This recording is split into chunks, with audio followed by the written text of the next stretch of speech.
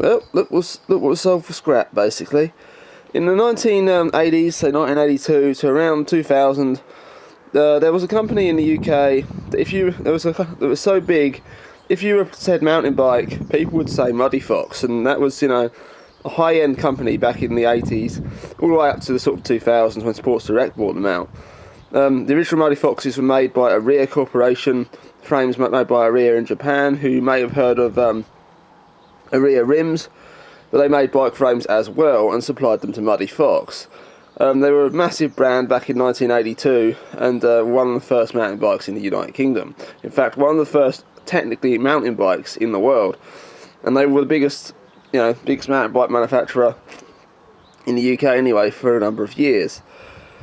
Unfortunately, somewhere down the line, management messed up and the company got sold for cheap to Sports Direct and Universal Cycles. I mean, anything you see Universal Cycles written on, that's pretty much a death sentence. You know it's going to be absolute junk. Anyway, this is this is a proper Muddy Fox from around 2003. This is a Muddy Fox Ascent cross country, and it's about 80mm of travel front and rear. That doesn't sound like much today for sure, but you've got to remember this is for cross country use only and not for jumps or anything like that, although it could certainly handle some if you were careful and smooth, because you've seen people do it on the road bike. Sam Pilgrim, you crazy fucker. Anyway, so why did I get this for virtually nothing then? Well, it's missing a vital part, unfortunately. There's a linkage down here that is missing. It's not here at all. I don't have the bolts, I don't have the screws, I don't have the bearings, I don't have anything with it. So what I'm planning on doing is making one out of rubber bar, essentially, from castings. So I work in a foundry.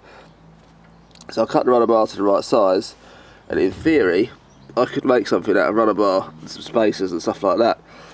So it should work just fine. So what have we got to the specs then?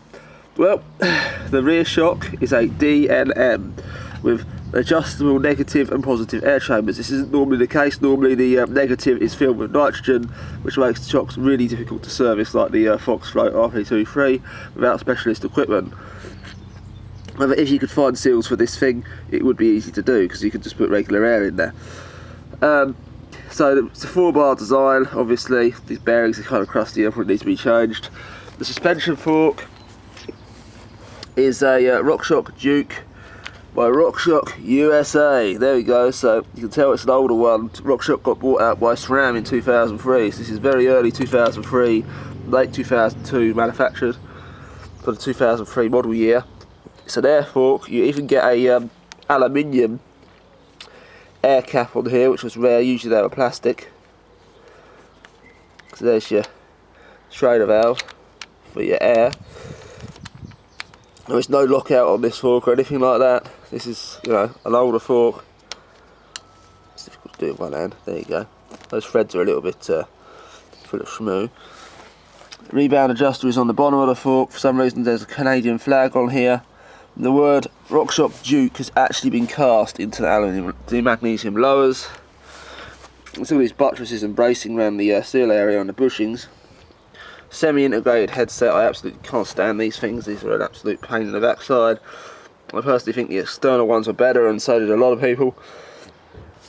But yeah, it has a Carrera headset on it, Carrera style anyway. The gears are Mega 9 9-speed dual LX mix. Unfortunately, as with the standard of the day, they were integrated into the brake lever, and it's got mechanical discs on it. The old skinny handlebars on here, the really long stem by modern standards. The wheels are of course your real high quality Alex rims, which where's that broken spoke? There's a broken spoke on here somewhere. The bearings are shot in the hub anyway. But yeah, so that's a 9x3. Who remembers when a 42 tooth was common? Mega 9 drivetrain. Woohoo! State of the art back then. It has one of these little pulley assist. I don't know what these are called, but I know it's to help the cable guide round here. Jura LX rear derailleur.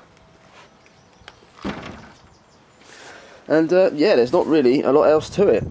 Muddy Fox XC Ascent. They were once one of the biggest brands in cycling.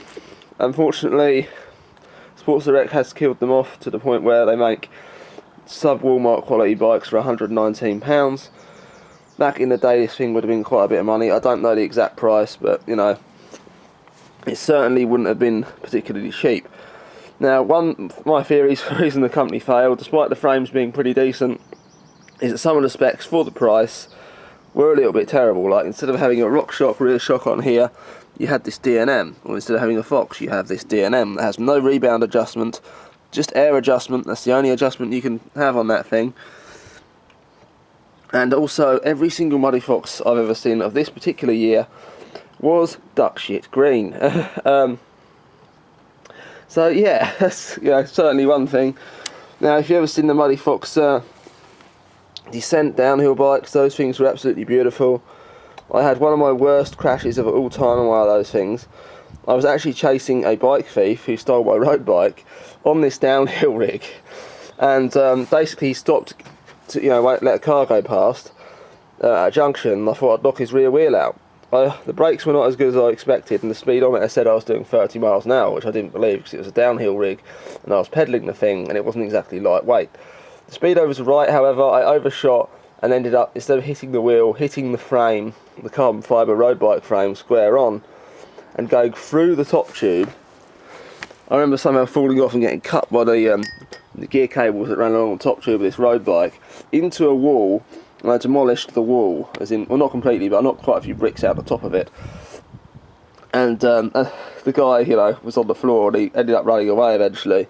This police car comes round the corner, and yeah, they wanted to ask me questions about why I was bleeding so much, and I was like, that guy's just nicked my bike, and they didn't care, they just wanted to know what I'd done.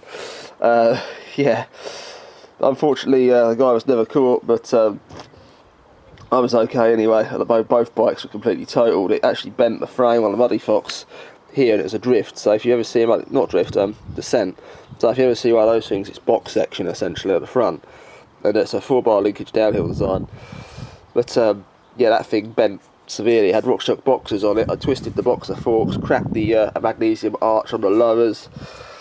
Yeah, fun stuff. Anyway, that concludes this video.